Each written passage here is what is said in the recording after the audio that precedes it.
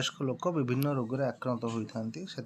आंठुरे जंत्रणा है गंठे जंत्रणा है दुर्बलता लगे और बोन वीक हो ऑस्टियो आंथराइटिस भली रोग धरवा अंटा बंकी जावा मेमोरी प्रोब्लेम हवा एवं डिसीजन नबारे विलम्ब हवा मन रहा नहीं निदरे डिस्टर्बेंस रहा लोक न चिन्ह पारिबा व्यवहार चेंजेस आसवा सोशल विड्रॉल हवा आग्रेसिवनेस रहा आदि खाद्यपेय मुख्य कारण होता है। यथा समय अनुसार न खाइबा ब्रेकफास्ट बा सकाळ जलखिया चाहा बा बिस्कुट नवा खाली पेटे चाहा पीवा प्रोबायोटिक न नवा फाइबर कैल्शियम विटामिन डी अभाव एवं मिनरल एवं विटामिन डेफिशिएंसी हवा जो होता है। सबुज शाग और पनीपरिया न खाइबा विभिन्न प्रकार कलर फल न खाइबा एवं आमर